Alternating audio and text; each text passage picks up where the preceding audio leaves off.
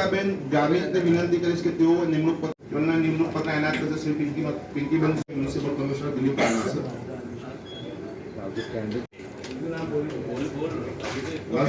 શ્રી હેમંત, ત્યારબાદ additional assistant engineer civil વનરાજ કુમાર રાઠોડને વિનંતી કરીશ કે તેઓ નિમણૂક પત્ર લેવા આવે. તેઓને નિમણૂક દક્ષાબેન રાઠવાને વિનંતી કરીશ. પંકજ કુમાર ગજેરાને વિનંતી કરીશ કે તેઓ નિમણૂક પત્ર. ભવનભાઈ ભસુરાને કે તેઓ નિમણૂક પત્ર લેવા.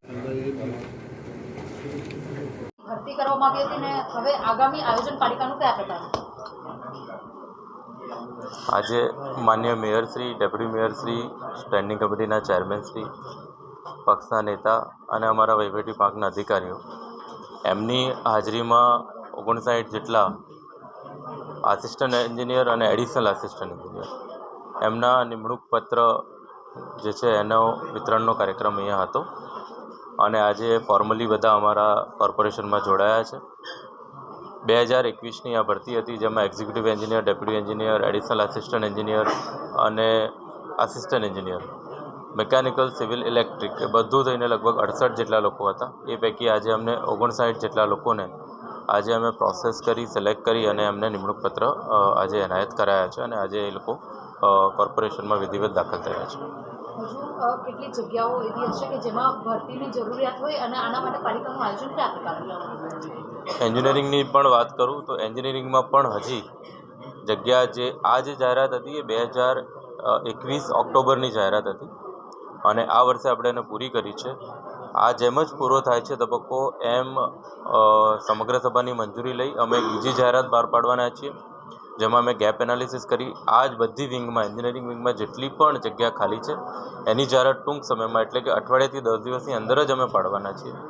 નોટ ઓન્લી એન્જિનિયરિંગ પણ માન્ય મેયર સાહેબે જે કીધું કે માન્ય સીએમ સાહેબના હસ્તે અમે 552 જેટલા ક્લર્કોને પણ નિમણૂક પત્ર આ વર્ષમાં આપેલા. એ રીતે વહીવટની જેટલી પણ કેડર્સ છે જ્યાં જ્યાં પણ અત્યારે જગ્યા ખૂટે છે એ બધાની ભરતીની પ્રક્રિયા હાથ ધરાઈ છે અને આપણે જે એન્જિનિયરિંગનો પ્રશ્ન પૂછ્યો છે લગભગ 10 દિવસની, અઠવાડિયાથી 10 દિવસની અંદર એની એક જાહેરાત બીજી બહાર પડશે અને એ પણ અમે ટૂંક સમયમાં એની પ્રોસેસ પાસ કરી અને નેક્સ્ટ 6 મંથમાં એની ભરતી થાય એ પ્રકારનું અમારું આયોજન છે. એ જે 1992ની ભરતી છે અને એ એક લિટિગેશન થયેલું છે એમાં જેમાં લેબર કોર્ટનો હુકમ છે, જે લેબર કોર્ટના હુકમની સામે હાઈકોર્ટમાં સ્ટે છે એટલે કમ્પ્લીટલી એ જ્યુડિશિયલ મેટર છે. અત્યારે એ જે જ્યુડિશિયલ મેટર છે જેમાં સ્ટે છે એટલે અત્યારે અમે એમાં કંઈ કરી શકતા નથી પણ તેમ છતાં એમના લોકો જેમની રજૂઆત છે એમને પણ અમે સાંભળ્યા છે. એક કમિટીનું નિર્માણ પણ થયું છે એટલે કઈ રીતે એમિકેબલી સોલ્યુશન આવે એ દિશામાં કોર્પોરેશન આગળ વધી રહી છે. છેક 1992ની ભરતી છે. આજે 30 વર્ષ કરતાં પણ વધારેનો સમય થઈ ગયો છે અને આજ સુધી સોલ્યુશન નથી આવ્યું પણ તેમ છતાં અમે આ વર્ષે એનું સોલ્યુશન લાવવા માટે કમિટીનું નિર્માણ કરેલું છે. સબજ્યુડિશિયલ મેટર છે, બધા પાસાનો અભ્યાસ કરી એમાં એક મેચ્યોર નિર્ણય લેવામાં આવશે. કોર્પોરેશન દ્વારા કોઈ લેખિતમાં એમને આપવામાં આવે અત્યારે લોકો અહીંયા બેઠા હતા આંદોલન એટલે અમે એમને એ જ કીધું છે કે જે એમિકેબલ સોલ્યુશન આવશે એ આપશું. અમે લેખિતમાં અત્યારે કોઈ બાંયધરી એમાં આપી શકીએ નહીં. આવ્યા છે પણ એનો પ્રોબેશન પીરિયડ હોય, પ્રોબેશન પીરિયડ પૂરો થતા પછી કાયમી થતા. છેલ્લા 30 વર્ષથી નગર પ્રાથમિક શિક્ષણ સમિતિના 570 જેટલા કર્મચારીઓ કાયમી થવા માટેની લડત લડી રહ્યા છે.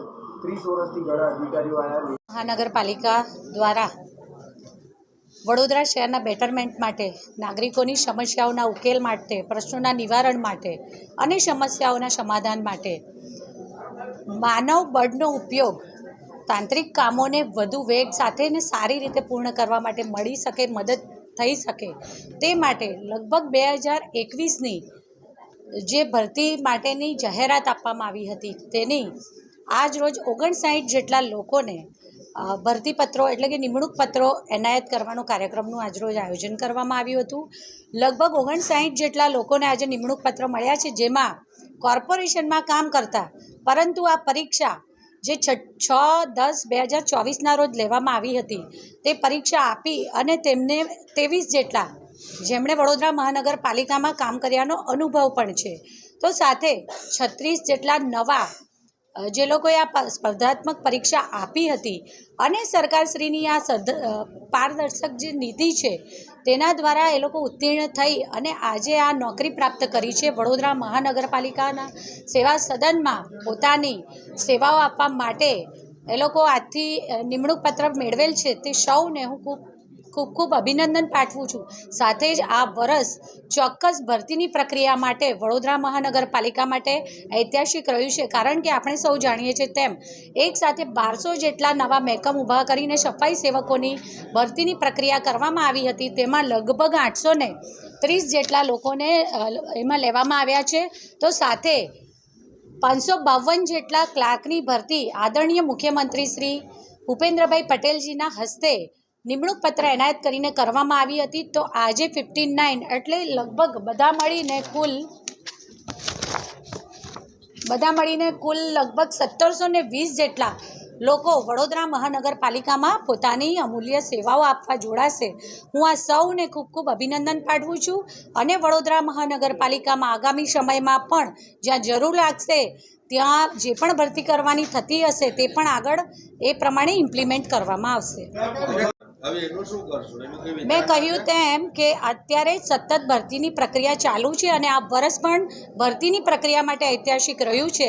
ત્યારે ચોક્કસ આગામી સમયમાં આ બધાને પોતપોતાની જ્યાં જગ્યા છે એ પ્રમાણે સેટ કરવામાં આવશે. પછી જરૂર લાગશે તો ચોક્કસ વડોદરા મહાનગરપાલિકા દરેક જગ્યા પર સારી રીતે તંત્ર દ્વારા કામગીરી થઈ શકે, લોકોને મદદરૂપ થઈ શકીએ અને આપણા કામો સારી રીતે પૂરા કરી શકીએ તે માટે જરૂર જણાશે તે મુજબની નવી જગ્યાઓ જો ઊભી થતી હશે તો તેના માટેની ભરતી પ્રક્રિયા અંગે પણ ચર્ચા વિચારણા કરી અને વિષય હાથ પર લઈ અને આગળ એ દિશામાં પણ કામગીરી કરવાનું પ્લાનિંગ કરવામાં આવશે. વડોદરા શહેરના હું માહિતી મંગાવીને ચોક્કસ આપને આપી શકું છું. કારણ કે મેં કહ્યું તેમ સરકારશ્રીની પારદર્શક નીતિ છે અને તેમાં જ્યારે જાહેરાત આપવામાં આવતી હોય છે ત્યારે જે પણ એના માટે એજ્યુકેશનને બધા જ ક્રાઇટેરિયામાં ફિટ બેસતા હોય એ બધા જ લોકો એમાં એપ્લાય કરી શકતા હોય છે. સમગ્ર દેશમાં ક્યાંય પણ જ્યારે ભરતીની પ્રક્રિયા ચાલતી હોય ત્યારે આપણા દેશના નાગરિક માટે કોઈ કાયદો કોઈ જગ્યાએ અલગ હોતો નથી અને એમાં જે પણ વિદ્યાર્થીઓ ઉમેદવારોએ પોતાની રીતે ઉમેદવાર તરીકે ઉમેદવારી નોંધાઈ અને આ પરીક્ષા આપી અને એમાં એ લોકો મેરિટ પ્રમાણે આવ્યા છે તેમને નોકરીના આ નિમણૂક પત્રો એનાયત કરવામાં આવ્યા છે. અને ભરતીની પ્રક્રિયામાં જે પ્રમાણે એમને જે પણ સિવિલ છે, મિકેનિકલ છે, એવી રીતે અલગ જે પણ જગ્યાઓ ખાલી પડેલી હતી એના માટે નિમણૂક પત્રો આજરોજ આપવાનું કાર્યક્રમનું આયોજન કરવામાં આવ્યું. કોર્પોરેશન પૂરેપૂરી રીતે સક્ષમ છે. ચોક્કસ જ્યારે ભરતી કરી છે તો આ બધાની જે પણ એના માટે કોર્પોરેશન પર જે વધારે બોજો પડશે એનું પણ કોર્પોરેશન પ્લાનિંગ પરફેક્ટલી કર્યું જ હોય અને ચોક્કસ જ્યારે નવી ભરતી થઈ છે અને એમની અમૂલ્ય સેવાઓથી વડોદરા શહેરના વિકાસને આપણે વેગ આપી રહ્યા છીએ તો ચોક્કસ આ ભરતી માટેનું પણ બધું પ્લાનિંગ મેં પહેલાં કહ્યું તેમ કે આગામી સમયમાં નવી જગ્યાઓ ઊભી થશે તો એના માટે પણ પ્લાનિંગ કરવામાં આવતું હશે.